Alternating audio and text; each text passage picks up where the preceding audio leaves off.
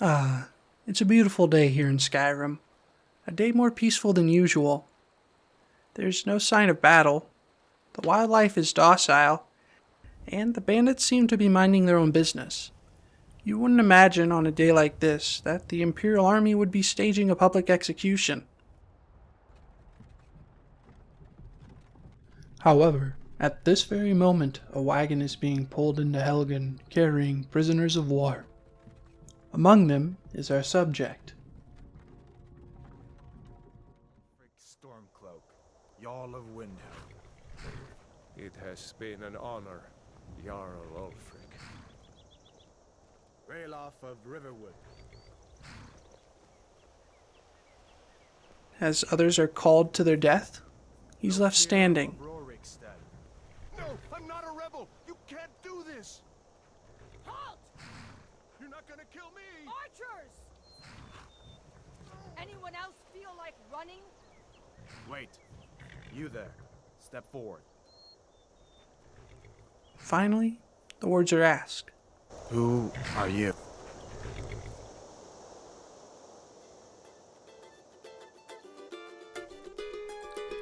Well, let me tell you, this is Big Ol' Noggin. Ela é amiga da minha mulher. Pois é. In his homeland, he's referred to as just Noggin. He's not particularly dumb, and he can be quite clever at times. That being said, he does have a preferred way of dealing with issues. But perhaps I'm getting a little too ahead of myself. The story really begins here, before a chopping block. To the block, prisoner. Nice and easy. One of the prisoners has already been executed, and Noggin is called forth.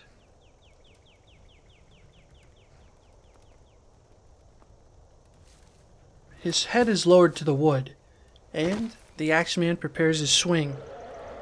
But before he can come down, a dragon attacks.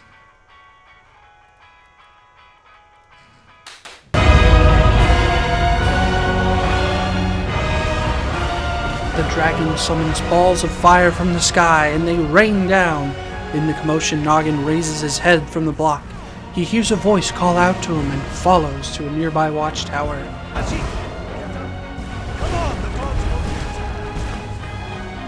When he gets inside, he realizes that he's surrounded by the Stormcloaks, which were slated to be executed just moments ago. He decides to take the stairs upwards as the dragon plows its head through the side of the tower.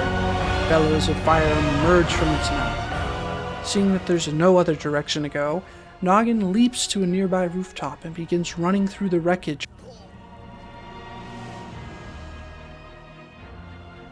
He emerges into an ashy hellscape and just kind of ignores the dragon on his right. From there, he breaks through the wreckage of what was once Helgen, only looking back to catch a quick sight of the beast.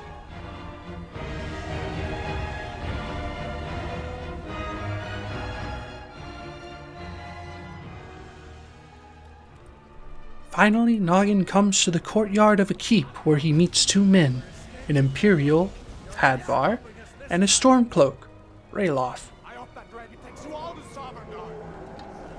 Come on! Into the air! With me, prisoner. Let's go! Noggin follows Ralof. The two enter the keep. Noggin takes a look around while Ralof runs to pray over a fallen comrade. We'll meet again in Sovngarde, brother. Looks like we're the only ones who made it. They speak about the dragon briefly while Ralof unbinds Noggin's arms. There you go. You may as well take Gunnar's gear. He won't be needing it anymore. Noggin quickly equips the dead man's armor, though it doesn't feel quite right. But there is no time to dwell as the two hear Imperials approaching. Come on, soldiers! Keep moving! Cover! Get this gate open. The two hide in ambush, then attack as the gate is lowered.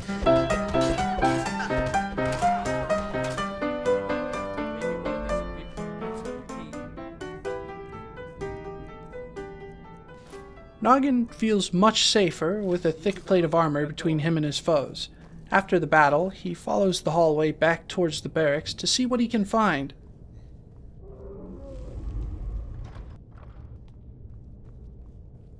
It's mostly nothing. Noggin meets with Rayloff back in the main tower, and they head into the basement. That's it.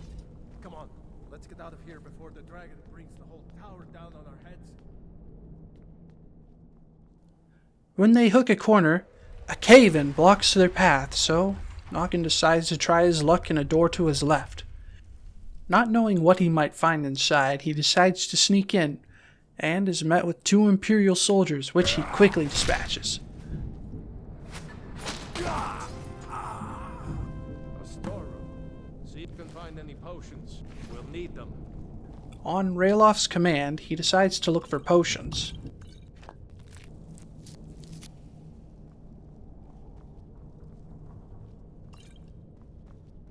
He regroups with Rayloff. Let's get moving. They open the doorway to a commotion and rush to the chamber below. Noggin finishes off one torturer, then runs over to the other, and, despite his cries for surrender, plants his face into the floor. Oh well. Wait a second. He takes a look around the chamber, finding a few lockpicks, then stopping briefly to skim a book of Nordish folklore.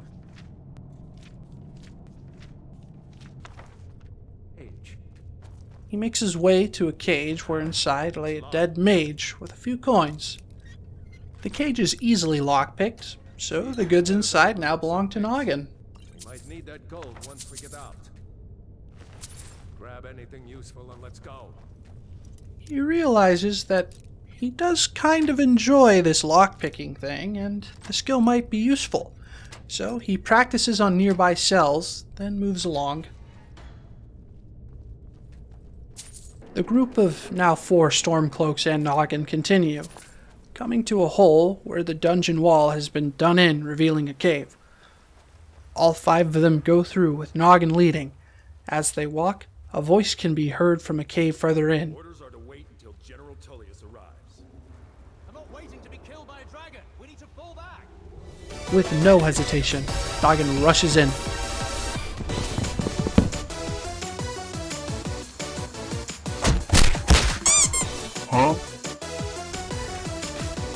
Congratulations, you won. Let's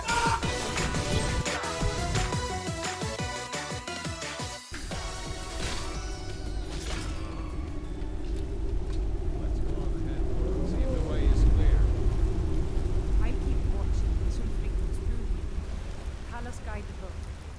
After the hard-fought battle, the 3 Nords decide to stay behind and wait for their leader, while Rayloff and Noggin go onward. The group of 2 doesn't last very long, because Noggin loses Rayloff.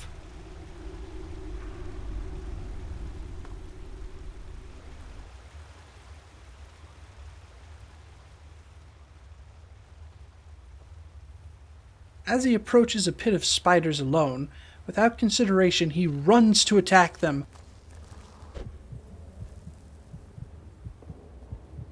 He comes across an underground spring. Next to the spring, he's pleasantly surprised when he finds a cart filled with wine and coins.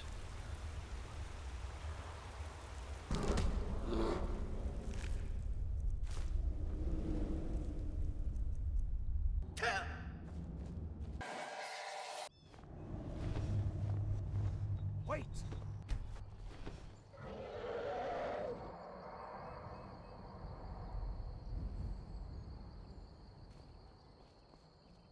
There he goes. Looks. You should go fire here. See that ruin up there? Bleak Falls Barrow.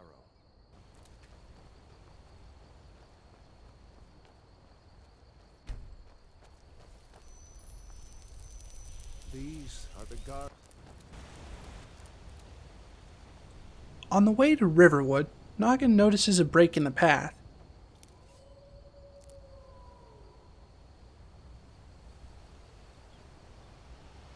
At the top of the path, a mine is being guarded by a bandit.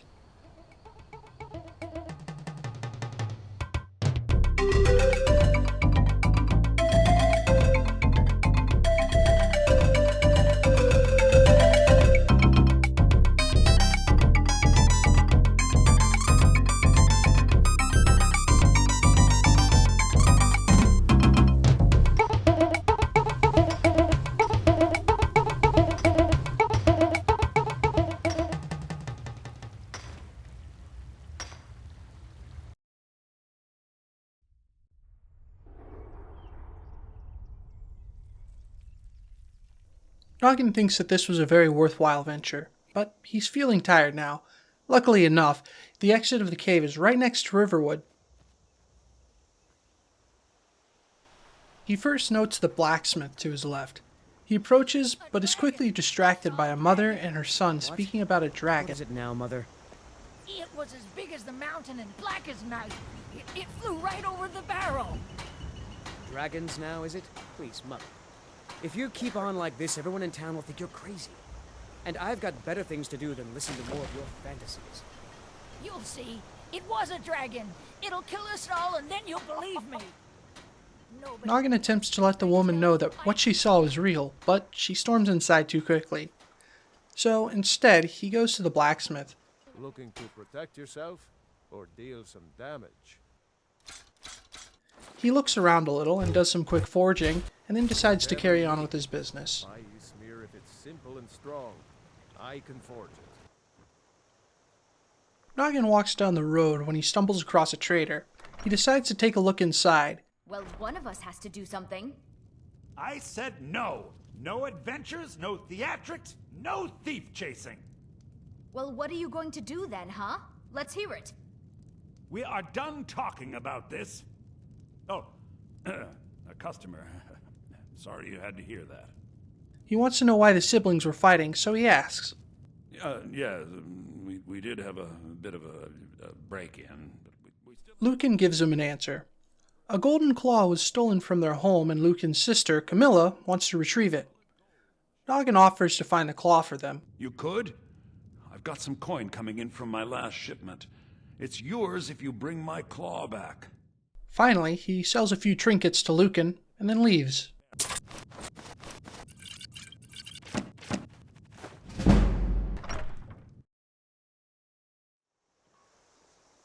The claw isn't at the top of Noggin's mind, so instead of trying to find it, he decides to look around Riverwood. Come on in. We got warm food. He steps inside of an inn, where he sees an alchemy lab. He decides that he wants to use it, so he asks. Need a room? Talk to Del. As long as you clean up. As soon as he hears yes, Noggin starts brewing, mixing random ingredients together. Some of it works out, and some of it just goes to waste, but he still learned how to make a handful of useful potions. He's not quite ready to go to sleep yet, so Noggin decides to explore the village a little more. A quick stroll through the lumber yard causes Noggin to realize how quiet Riverwood really is. He did see some valuables at the blacksmith earlier, so he decides to go take a look. When he gets there, he sees a pile of unguarded ingots. So he takes a look around to make sure no one is near.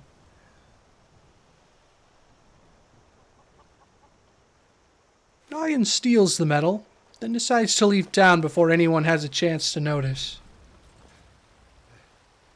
Once Noggin has made it to the other side of the bridge, he thinks about going to get the claw for Lucan, but he decides to head towards Whiterun instead.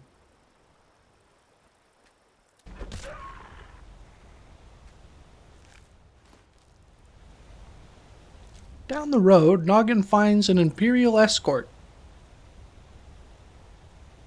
Let me tell you something about Noggin. He has a tendency to provoke.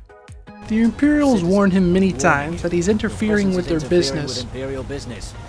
He continually provokes the group for a bit, but the final straw is broken when Noggin decides to free their prisoner.